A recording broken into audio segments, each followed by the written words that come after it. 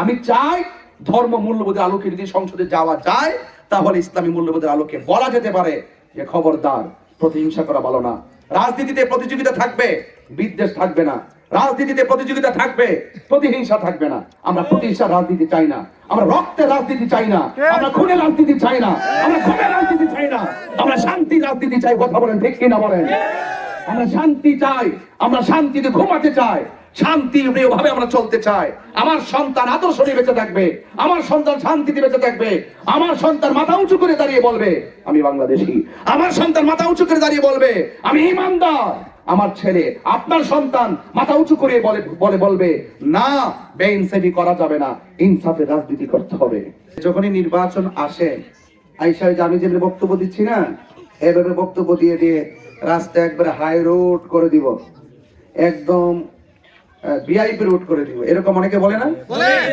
এগুলো আপনারা শুনতে শুনতে অভ্যস্ত। বিনিময়ে যখন আপনারা ওই সমস্ত আশ্বাসের কাছে যখন বিশ্বাস হারাই ফেলছেন, আমি জানি আমিও যদি এগুলো বলি আপনারা আমার কাছেও বিশ্বাস হারাই ফেলবেন। এই জন্য আমি আপনাকে বড় আশ্বাস দিব না। বিগত দিনে অনেক আশ্বাস শুনেছেন, আশ্বাসের সাথে বিশ্বাস আপনারা পান নাই, এই জন্য এই বক্তব্যগুলো আপনাদের কাছে হালকা মনে হয়। এই জন্য আমি আপনাদের কাছে বড় আশ্বাস দিব না। আমি চাই আপনারা কি বলেন, আসন্ন ত্রয়োদশ জাতীয় সংসদ নির্বাচনে এই যে হবিগঞ্জ ৪ চুনারগড় মাধবপুর আসন থেকে আমাকে মোমবাতি প্রতীকে মনোনয়ন দেওয়া হয়েছে। আগামী 12ই ফেব্রুয়ারি নির্বাচন অনুষ্ঠিত হবে। কে পাস করবে, কে ফেল করবে, আল্লাহ পাক সিদ্ধান্ত নেবেন। কথা কন ঠিক কিনা? বান্দার কোনো হাত আছে? বান্দা চেষ্টা করবে। দেওয়ার মালিক কে? আল্লাহ। বলেন দেওয়ার মালিক কে? আল্লাহ। ক্ষমতা দেয় কে? আল্লাহ। আবার নেয় কে? আল্লাহ। ইজ্জত দেয় কে? আল্লাহ। অপমানিত করে কে? আল্লাহ। সম্পদ দেয় কে? আল্লাহ। নেয় কে? আল্লাহ। এটাই হলো আমাদের আকীদা। দেওয়ার মালিক যিনি, নেওয়ার মালিক তিনি, হায়াতের মালিক যিনি, মৌতের মালিক তিনি। যদি উপরওয়ালা যদি আমাকে যদি আপনাদের এই আসন থেকে যদি কবুল করে, আমি পরিষ্কার করে বলতে চাই, যদি উপরওয়ালা আমাকে এই সংসদ সদস্য বা এমপি হিসেবে কবুল করে, আমি আশা করব, আশ্বাস দিয়ে নয়, কাজটা, এই রাস্তার কাজটা করে দিয়ে আপনাদের মনের ঘরে বিশ্বাস স্থাপন করতে চাই। তাইলে আমি চলে গেল আপনারা বলবেন, যদি আল্লাহ আমাকে দয়া করেন, আপনারা বলবেন যে না, একজন হুজুর আসছিলেন, আমরা প্রথম কেমন কেমন যে মনে করছিলাম, আমি এমন কিছু কইরা যেতে চাই এই হবিগঞ্জ যেমন চুনারগড় মাধবপুর এই 4 আসনের জন্য, যেন আমি মরে গেল আপনারা বলেন যে আমরা কেমন যেন ভাবছিলাম, লোকটা যা কইরা গেছে ইতিহাস করে গেছে। এটা আমি এই জন্য বড় আশ্বাস দিব না। আপনাদের শিক্ষা, আপনাদের স্বাস্থ্য চিকিৎসা, আপনাদের অবকাঠামো উন্নয়ন, এই 3টা জায়গা আমি গুরুত্ব দিছি। কারণ রাস্তা, শিক্ষা যেখানে থাকবে, শিক্ষাই জাতির মেরুদণ্ড। শিক্ষা যে এলাকায় থাকবে, এই এলাকার মানুষ উন্নত তত বেশি হবে। কিন্তু শিক্ষা করতে গেলেও যোগাযোগ ব্যবস্থা খুব প্রয়োজন। যোগাযোগ ব্যবস্থা যদি থাকে, এখানে অনেক ধরনের বিনিয়োগ হবে, অনেক ধরনের ব্যবসায়ীরা আসবে। আপনারা চোখের পলকে যে টাইমটা আপনার লাগে, প্রায় 2 ঘন্টা 2.5 ঘন্টা লাগে চুনারগড় থেকে, এই যে কষ্ট অনেক জায়গায় অনেকাংশ আপনারা করেন, এই যে কষ্টগুলো করেন, অনেক সময় বৃষ্টি বাদলায় সময় তো আরো ডাবল লাগে। কিন্তু আপনাদের এই জায়গা যদি সমাধান হয়ে যায়, তাহলে আপনারা অনায়াসে সময়কে কাজে লাগাতে পারবেন। আপনারা আপনাদের এলাকায় মানুষের আন্তরিকতা এবং আপনাদের এলাকায় মানুষের বিনিয়োগ, আপনাদের এলাকায় মানুষের আগ্রহ তত বেশি জন্ম হবে। কথা বলেন ঠিক কিনা? এই জন্য আমি আপনাদের খেদমত আরজ করব, আপনারা আমার জন্য দোয়া করবেন এবং আপনারা আমাকে, যারা অন্য ধর্মে যারা আছেন তারা আশীর্বাদ করবেন। এবং আমি চাই ধর্ম, বর্ণ, দল মত নির্বিশেষে ইসলামী মূল্যবোধের আলোকে কিছু মানুষ যদি সংসদে যায়, আমার মনে হয়, আমার মন বলতেছে, এই দেখেন রাজনীতি যারা করে, একদল ক্ষমতায় আসলে আরেক দলের ফিরা ইচ্ছা মতে, এ ঘুমাইতে পারতো না, এবারই থাকতে পারতো না, এর দর, এর মারতে হইব, এ আমার বিরুদ্ধে রাজনীতি করে। আমি মনে করি এটা রাজনীতি না। যে আমাকে ভোট দিবে সেও আমার, যে আমাকে ভোট দিবে না সেও আমার। আমাকে ভোট দিয়ে যদি সে ঘরে ঘুমাইবার অধিকার রাখে, যারা ভোট দিবে না সেও ঘরে ঘুমাইবার অধিকার রাখে। কারণ আজকে একটা লোক রাজনীতি করে, আপনি কি মনে করেন রাজনীতি? একটা লোক রাজনীতি করে, সে একটা দল করেছে, মানলাম, করলো, আপনি একটা দল করেছেন, করলো, এক একজন এক একটা পার্টি করবে, আমার ইসলামী ফ্রন্ট একজন করবে, একটা পার্টি একজন করে কি না করে। কিন্তু আপনি যখন ওই মানুষের বিরুদ্ধে যখন অ্যাকশন নেন, তখন সে যখন বাড়িঘর ছেড়ে যখন চলে যায়, তার সন্তান, তার স্ত্রী, তার পরিবার, তাদের লেখাপড়া সব কি হয়ে যায়, শেষ হয়ে যায়। এটা কিন্তু নতুন সংস্কৃতি না, এটা 53-55 বছর ধরে এই সংস্কৃতিটা চলে আসছে, মানে প্রতিশোধের রাজনীতি। আমি চাই ধর্ম মূল্যবোধের আলোকে যদি সংসদে যাওয়া যায়, তাহলে ইসলামী মূল্যবোধের আলোকে বলা যেতে পারে যে খবরদার, প্রতিহিংসা করা ভালো না। রাজনীতিতে প্রতিযোগিতা থাকবে, বিদ্বেষ থাকবে না। রাজনীতিতে প্রতিযোগিতা থাকবে, প্রতিহিংসা থাকবে না।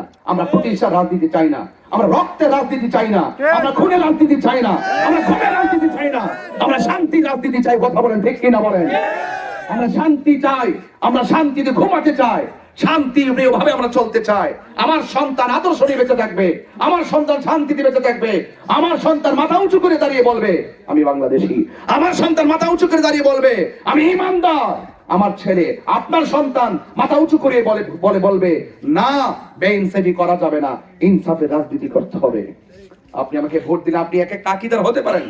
আমি যখন রাজনীতিতে আসছি, তখন আমার কাছে, আমি পরিষ্কার ভাষা বলতে চাই, হিন্দু মন্দিরে যাবে, বৌদ্ধ পেগোড়ায় যাবে, খ্রিস্টান গির্জা যাবে, মুসলমান মসজিদে যাবে, যার যার ধর্ম পালন করবে। আর আমার সাথে তো অনেকের আকিদা এদিক সেদিক থাকতে পারে। এই যে আমার এখানে দাঁড়িয়ে আছে একজন মুহতামিম, আমি জানি না ওনার আকিদা কি, আমার আকিদা কি। আজকে আমরা এক জায়গায় দাঁড়িয়েছি, এটা রাজনীতি। এটা কি রাজনীতি?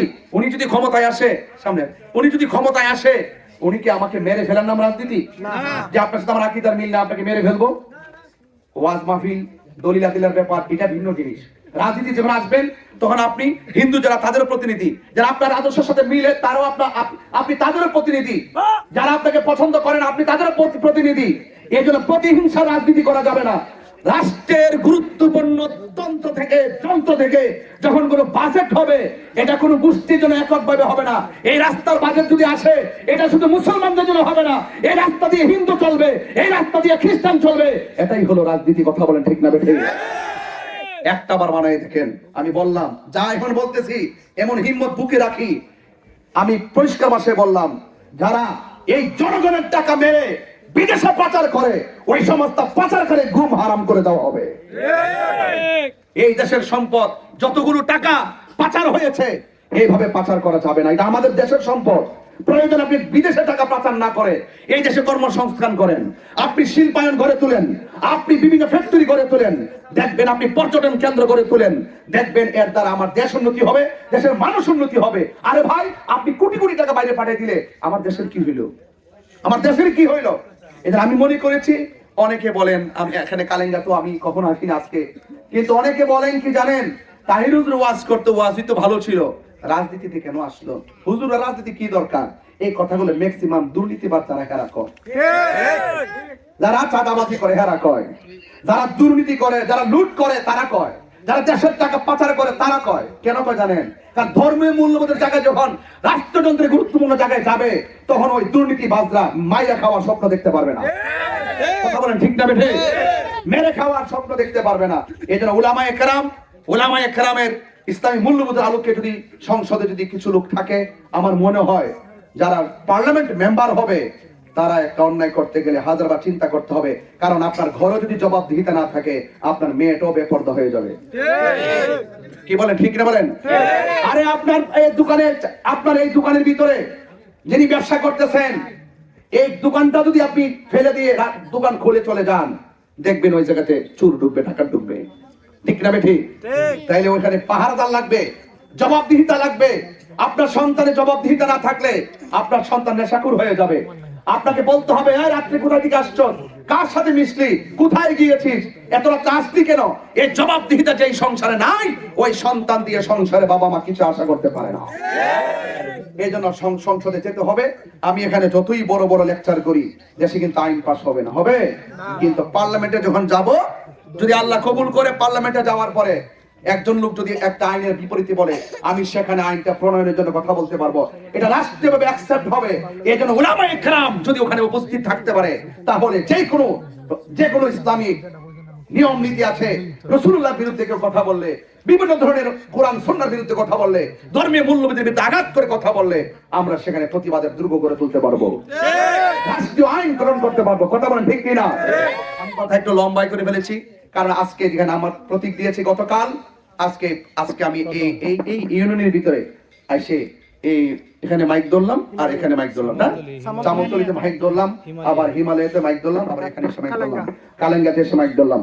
আজকেই আমি মাইকের মাধ্যমে প্রচারণা শুরু করছি আপনাদের ইউনিয়ন দিয়ে, আপনাদের এলাকা দিয়ে। ইনশাআল্লাহ কথা দিয়ে যাচ্ছি, আজকে যেভাবে দোকানে দোকানে পাইছেন না, এভাবে আপনারা চাষ চলে আমাকে পাবেন যদি মালিক আমার দয়া করে। আপনি আমাকে ভয় পাবেন না, আমি শাসক হতে আসি নাই, আমি সেবক হতে এসেছি, দিতে আসি নাই, দিতে এসেছি। শুধুমাত্র আপনি আমাকে দোয়া করবেন। আপনার মহামূল্যবান ভোট জীবনে বহুত দিয়েছেন, এবার একটু দেখেন না কি করি, এবং একটু দেখেন, চিন্তা করেন যে অন্তত পক্ষে না ইসলামী মূল্যবোধের আলোকে কিছু লোক সংসদে দরকার। আপনারা চেষ্টা করবেন, দোয়া করবেন, ভালো থাকবেন এবং মেহনতি মানুষের পাশে থাকবেন। বিশেষ করে চা শ্রমিক যারা রয়েছেন, তাদের কষ্টের কথা শুনতে শুনতে কান বাড়ি হয়ে গেছে। যদি আল্লাহ পাক আমাকে দয়া করে আর তাদের মুখে হাসি ফোটাতে পারি, তখন হৃদয়টা অনেক আলোকিত হবে, এই প্রত্যাশা করি। চা শ্রমিকদের উত্তরোত্তর উন্নয়ন কামনা করি, মেহনতি মানুষের উত্তরোত্তর উন্নয়ন কামনা করি, এই কালাঙ্গার বাজার ব্যবসায়ীদের ব্যবসায় বরকত কামনা করি। সবাই ভালো থাকুন। জয় হোক মানবতার, জয় হোক মোমবাতি প্রতীকের, জয় হোক মেহনতি মানুষের। ভালো থাকুন কালিঙ্গাবাসী, আবার দেখা হবে। হয়তো হয়তো অ্যাভেলেবল ভাবে কতটুকু এই নির্বাচন আগে সময় দিতে পারবো জানি না, কথাগুলো আমানত দিয়ে গেলাম। আপনারা প্রতিদান দেওয়ার চেষ্টা করবেন, মোমবাতি প্রতীকে ভোট দিবেন। মা বোনদেরকে আমার সালাম দিবেন, মা বোনদেরকে বলবেন তিনি যেন ওনারা যেন আমার জন্য আমাদের মুসল্লায় বসে দোয়া করে এবং মোমবাতিতে ভোট দেয়।